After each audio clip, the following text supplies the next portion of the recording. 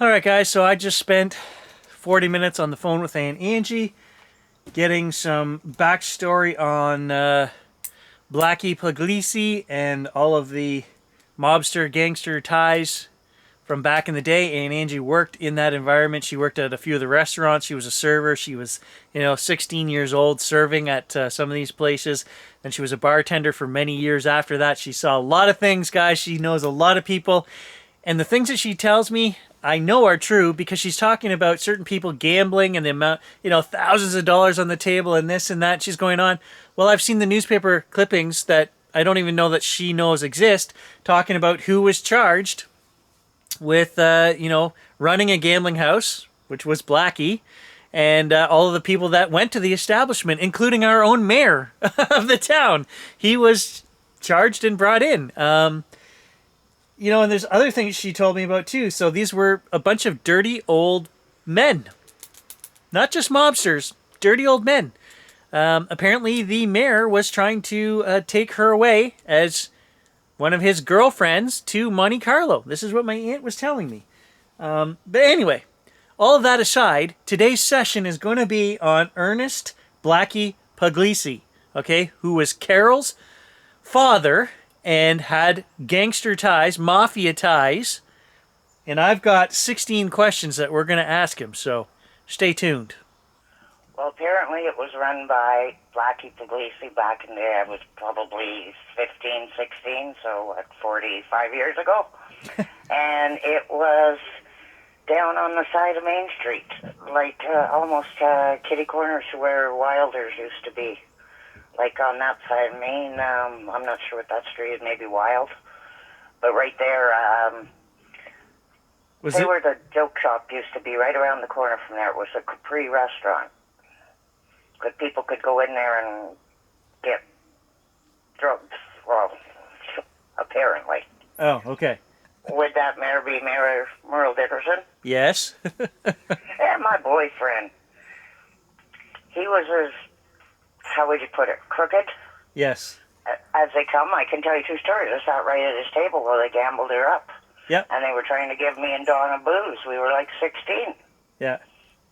Because Mom told us to go to him when we were looking for jobs. She said, go to the mayor. We went to City Hall. He let us in his office. He told us to stop by his house, which was on McLeod Street, at about 4:30. And we did. And he was there, and he was gambling with Don King, who was on the thing, Herman Myrtle, that owned the Furrier, Hurley Who, Merle Dickerson, and I forget the other guy, and he was pouring us things of wine. He knew exactly how old we were. And then he was trying to tell me he wanted to take me to, like, Monte Carlo and all that. I didn't need a job, in other words.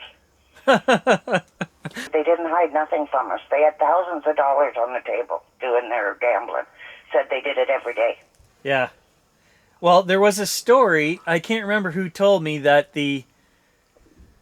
that when the mayor got brought in for gambling, it was in the middle of winter, and it was like minus 20, and the car that the police used to pick up people had no heat or insulation in there, and so he complained, and he got that, so the paddy wagon was thereafter was heated, and because the mayor complained. Oh, really? Well, that's Yeah. a possibility. Yes, that's a true story from somewhere. Because he didn't really let up on me. He was bound and bent I was going to be his, I don't know what you want to call it, lady. He said all I had to do was just travel with him. Mm-hmm. And he kept showing me the big place he wanted me to go was Monte Carlo. He gave me brochures, everything. There was talk, too, that he had that Pat Fragamini running a whole house. I don't know what you called them back then.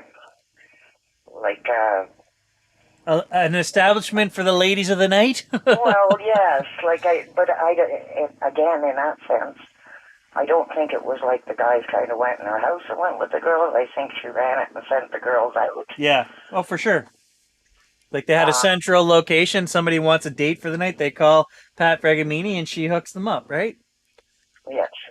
Okay, now wait a minute. So you're saying that after the fact, this just clued into my head here. The prosecuting attorney accused her of taking $5,000 from Blackie Pugliese as a bribe to say what she said about Donald Kelly to put him away. And she swore up and down that nope, she did not take any payment, blah, blah, blah. But now you're saying that after the fact, she worked and ran a whorehouse for Blackie Pugliese? That was the story. Okay, so we are going to run Necrophonic, same as always, and we're going to put it through our new little speaker. And let's get started. Ernest Blackie Pugliese, what was your affiliation with the mafia? Mob.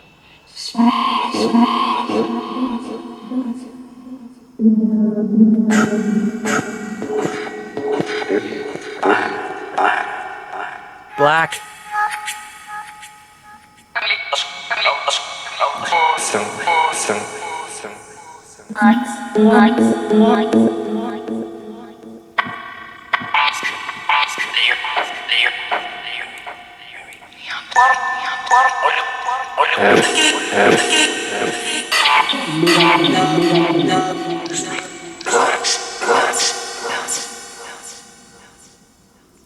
How did you get the name Blackie?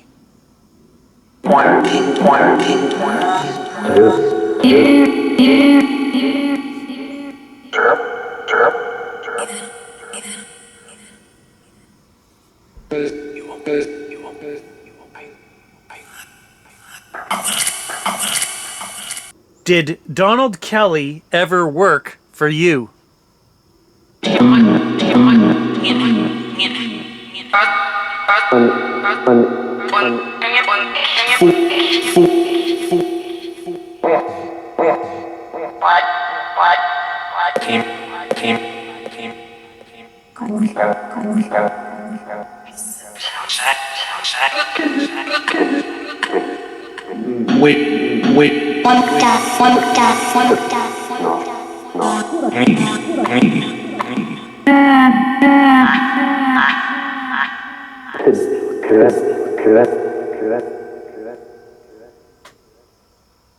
Oh, full shiver down the back of my neck. I heard the word connect, and then a shiver went down the back of my neck. Was Detective Ralph Black on your payroll?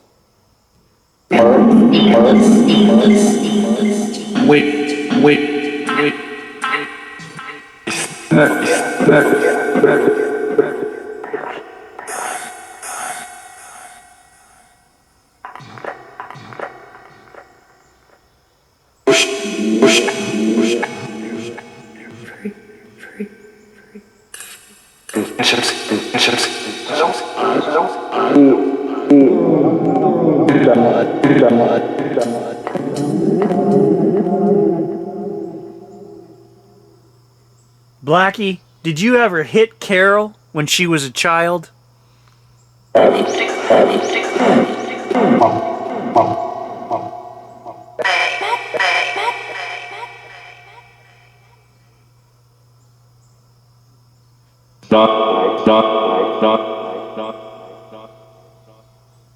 Okay. It was a short reply, then nothing, and then I actually was going to stop it, and it said, stop, stop. So Blackie doesn't want to talk about that. Tell me about running a common betting house.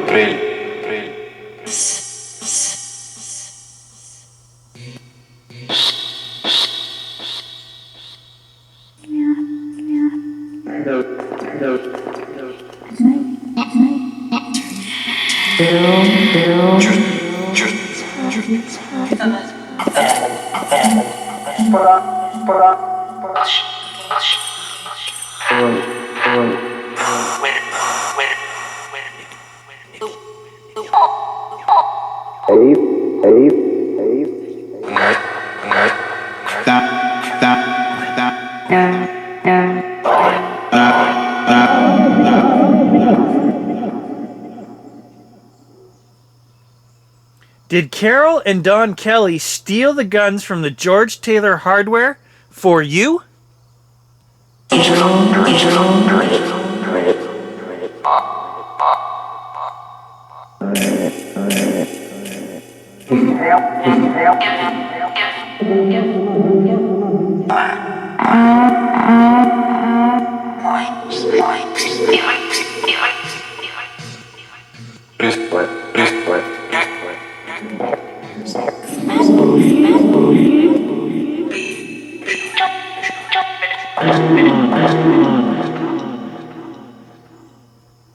All right, wait a minute, guys. This is Next Day Editing Gary, and I've just gone over a section here, and it clicked in my head. A few things clicked in my head. Now, there's another scenario here that we never thought of. Full shiver down my neck.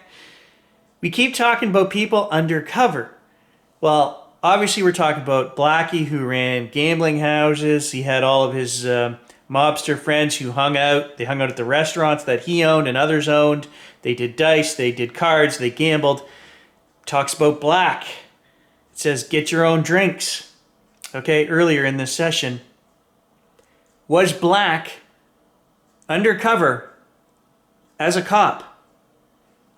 Really secretly watching? Because this is my suspicion all along, that the cops were watching Jack and Carol that night, right? They knew where they were, and that's how they found the body so quick.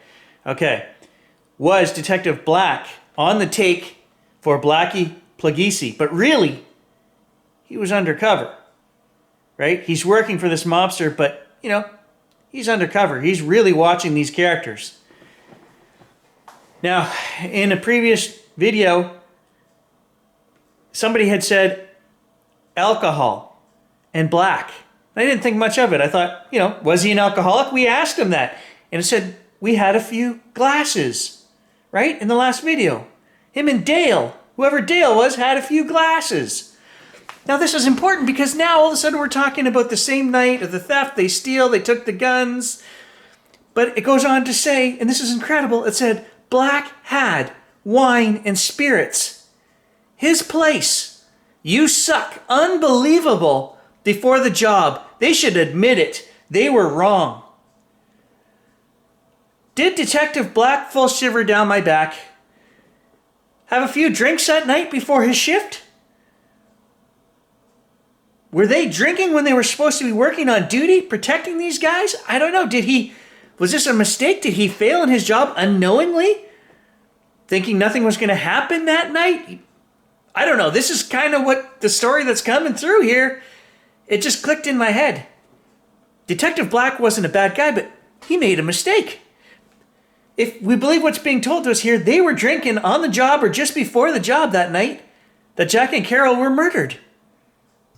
Were Carol and Jack killed because of their connection with you and vicariously through you, the mob?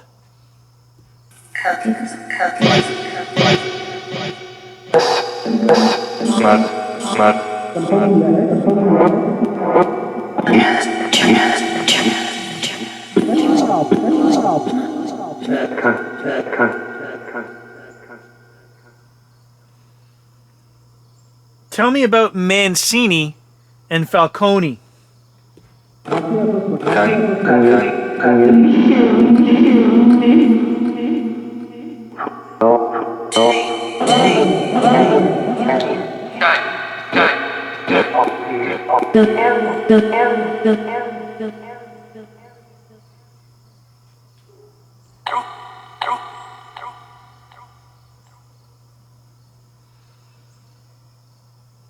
Who was the rich cat police were protecting?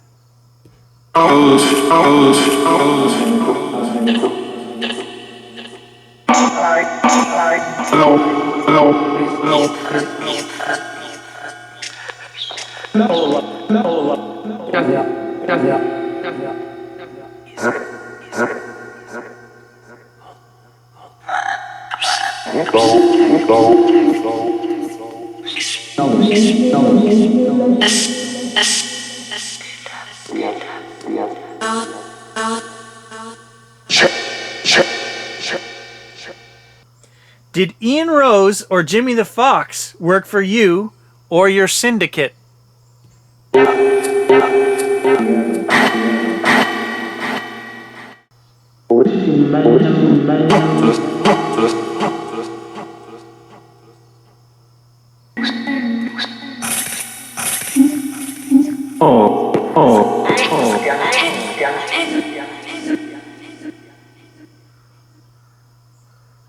Is there anything you want to clear up for us now that you are on the other side?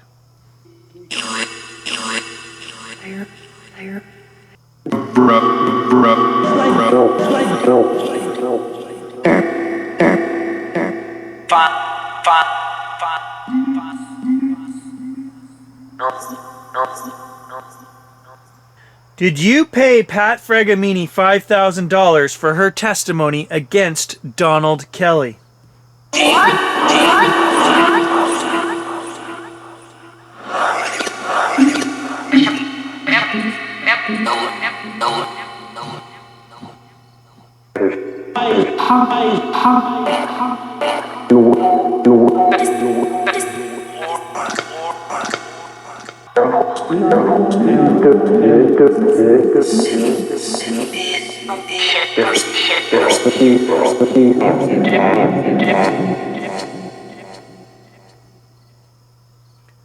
And finally, my last question.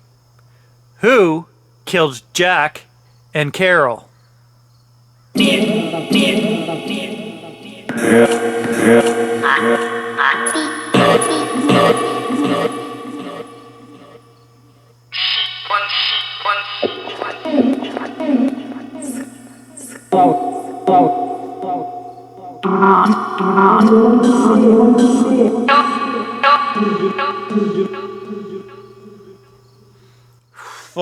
Full shiver there, guys. When I asked who killed Jack and Carol, immediately, again, if we are talking to Blackie Pugliese from the other side, it said Ian. He would be the third or fourth person to tell us that if there is any truth to this. It blows my mind. It always does, guys. I can't... It's not just making this up. We asked that question. Out of 10,000 names it could say, why is it saying the same name over and over? Everybody keeps saying Ian did it, including Blackie Pugliese. So if that's the case, and he's saying that Ian did it now, you know, back in 1976 when the court trial was on, he thought Donald Kelly did it. And he reportedly paid $5,000 to whoever could provide testimony stating that fact. But now it's clearly coming through and saying Ian. So now that he knows what happened, I have to assume he's changed his mind. I don't know. Crazy stuff, guys. As always, I don't know. I haven't analyzed anything yet as of right now. You guys will have seen all the words and analyzed sentences on screen. I don't know any of it right now. It's probably even more mind-blowing than I know right now sitting here. That's the crazy part. So thanks for watching, and I'll catch you guys in the next adventure.